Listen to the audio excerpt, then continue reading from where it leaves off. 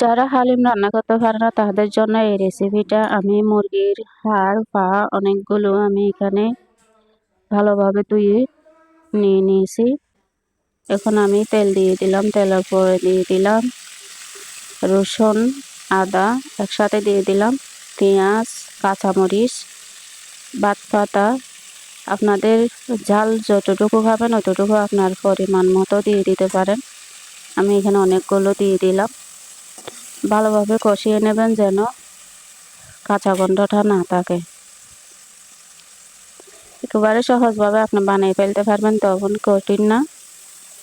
চাইলে 5 মিনিটের মধ্যে আপনি বানিয়ে ফেলতে পারেন।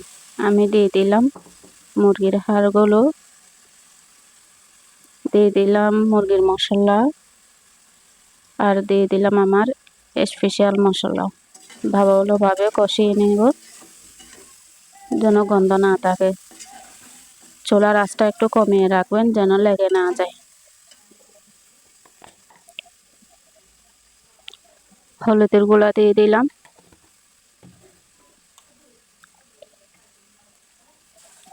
অল্প পানি দিয়ে দিলাম এটা সিদ্ধ করার জন্য যেন গন্ধটা চলে যায়। এরপরে দিয়ে দিলাম হালিমের মশলা পুরা দিয়ে দিলাম, পুরা প্যাকেটটাই দিয়ে দিলাম। জাল কমিয়ে ভালোভাবে নেড়ে ছেড়ে সিদ্ধ করে নেবেন, কষিয়ে নেবেন এটা যেন গন্ধ না থাকে আর পুড়ে যেন না যায়। যদি এটা পুড়ে যায় তাহলে তিতো তিতো হয়ে যাবে, স্বাদটা ভালো হবে না।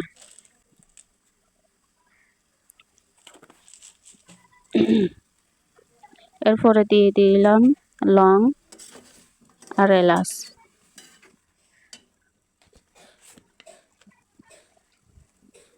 লবণ দিয়ে দিচ্ছি পরিমাণ মতো।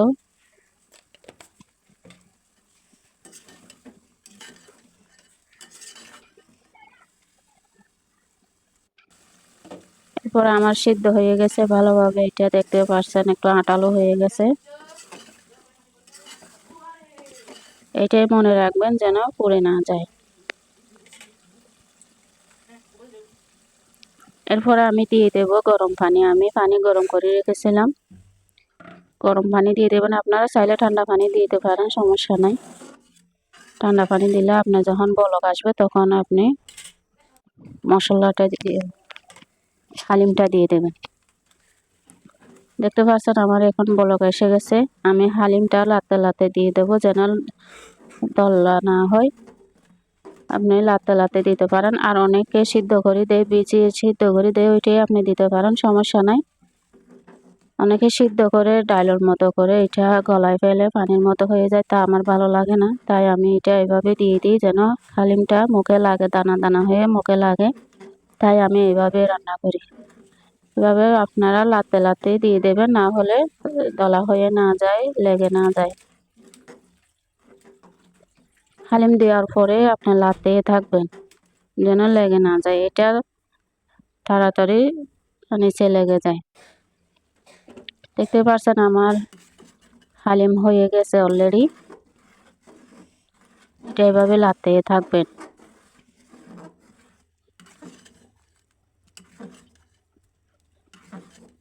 এটা সিদ্ধ হয়ে গেছে।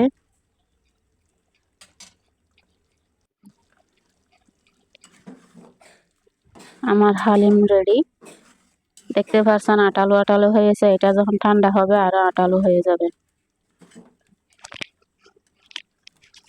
আপনি বেশি আটালো করবেন না, ঠান্ডা হলে আরো আটালো হয়ে যাবে, খাইতে ভালো লাগবে না।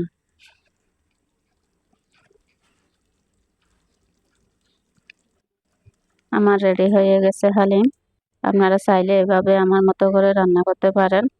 ভিডিওটা ভালো লাগলে অবশ্যই অন্যকে দেখার সুযোগ করে দেবেন। এখন আমার পরিবেশন করার পালা। অবশ্যই চেষ্টা করে দেখবেন, তেমন কষ্ট না। আপনি তো রান্নাই করেন, রান্নার মতোই করবেন, যেমন তরকারি রান্না করেন ওইভাবে রান্না করতে হয়। আমি দিয়ে দিলাম পুদিনা পাতা, শসা, তারপরে দিয়ে দেব ডিম সিদ্ধ, আর দিয়ে দেব শুকনো মরিচকে আমি ভেজে এটা ছোট ছোট করে দিয়ে দিয়েছি। দেখবেন অবশ্যই খুবই ভালো লাগবে, ঘ্রাণটা অনেক ভালো হয়েছে। ভালো থাকবেন। আসসালামু আলাইকুম রহমতুল্লাহ।